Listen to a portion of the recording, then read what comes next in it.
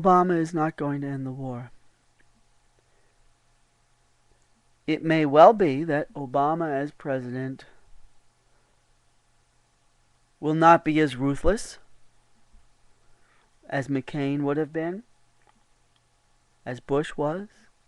That the war won't be quite as ruthless, perhaps, maybe. But he's not going to end the war. It's not going to end. Nothing has changed. You see, nothing is going to change because you think that electing Barack Obama is going to suddenly change everything and change all the trillions of dollars of investment in the war in Iraq that the people in power, the people with real wealth in this country have invested in maintaining the American occupation of foreign countries, beginning with Iraq and Afghanistan. None of that has changed. And Barack Obama is not going to stand up to any of that. He might, in some mild ways, try to politely point out that maybe we shouldn't be quite as ruthless as we've been. But he's not going to stand up to the whole structure that has created this war in the first place. And it's clear that after 6 months, he has not and will not. And those people that are saying, oh, well, it takes time. Bullshit. Everyone's saying, oh, look, Barack Obama was rolling up his sleeves from before the inauguration. He was rolling up his sleeves and going to work and working on tackling all these difficult problems. If that was true, the most difficult problem, the most immediate urgent problem that he needs to tackle first of all is the war. And he keeps pushing that aside, and what's really going on is it's escalating. And he's doing all this other surface stuff just to soothe you, giving you these appearances that he's all for changing things for the better and making it a more kinder, gentler world. But it's all just a snow job. Because underneath all of the surfaces of him pointing his fingers at everybody else and saying, oh, you guys shouldn't support this bad thing or that bad thing.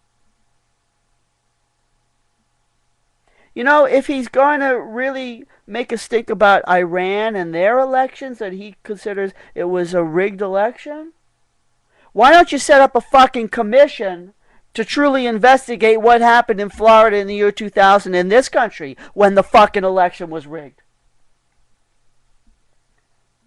No matter how sincere and well-meaning Barack Obama may be, he's in a straitjacket. He can't do anything even if he wanted to. They've got him tied up. They've got him tied up in knots, and he knows it. And the only thing is, you need to know it. You need to recognize it. He's escalating the war in Afghanistan. He's been planning to do this since before he was elected. He's a puppet of the militarists.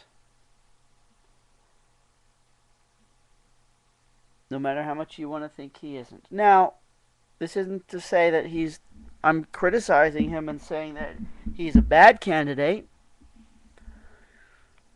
His number one good quality was that he was not George Bush. His number two good quality was that he was not John McCain. And his number three good quality was that he was not quite Hillary Clinton.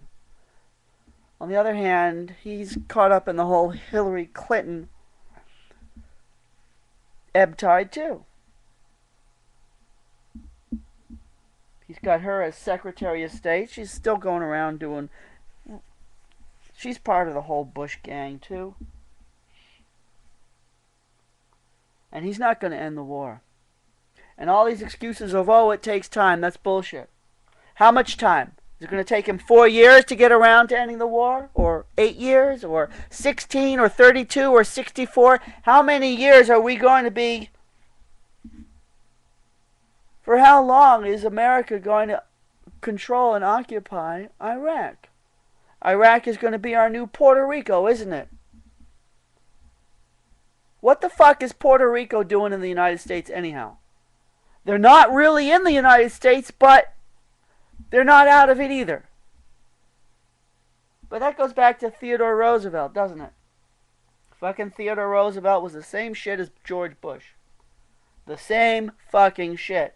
So if you think that George Bush, and while we're at it, while we're talking about presidents, go back to the first Republican president. Do you know who the first Republican president was? It was Abraham Lincoln.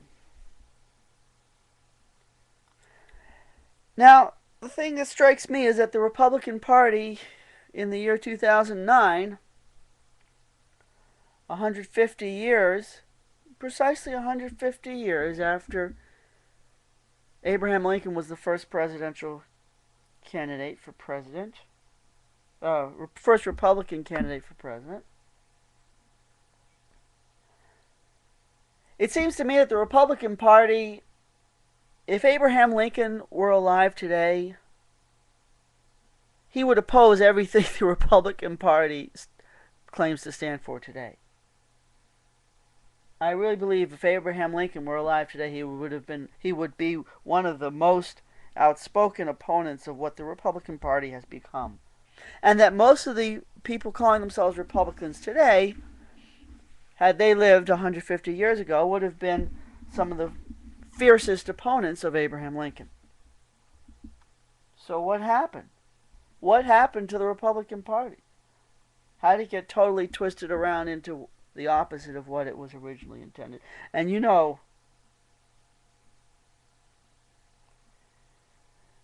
yeah, I will say it. I will say it. A large portion of modern Republicans today are people who would support and defend slavery if they had lived 150 years ago. They are the same sort of mentality who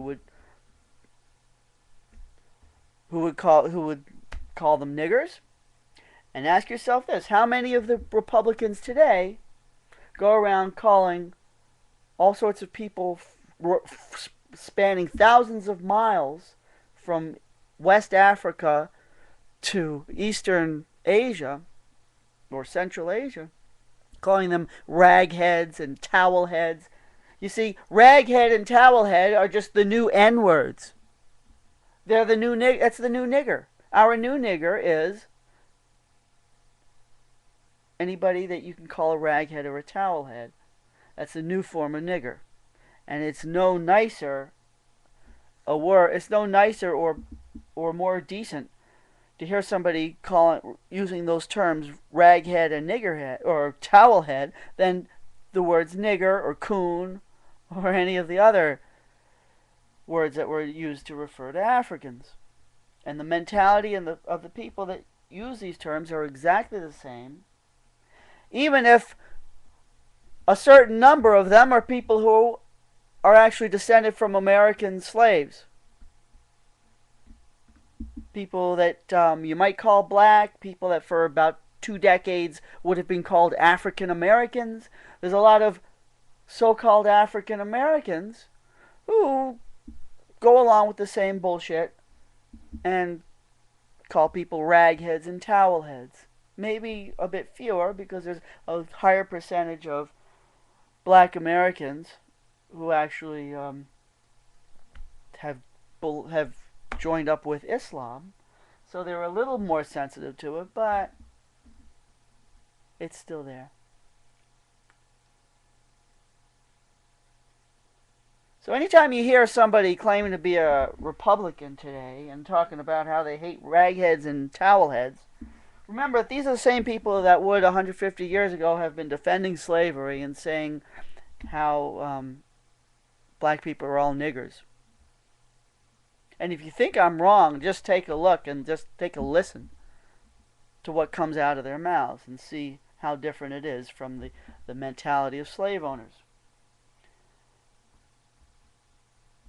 Back to the original title, Obama's not going to end the war. He's not. He's not going to do it. He's going to go around pointing his fingers and smiling and occasionally doing a little dance, showing how groovy he is, and smiling some more, and appointing people to be minister of this and ambassador of that, and shaking people's hands and flying all over the world and making speeches. But he's not going to end the war.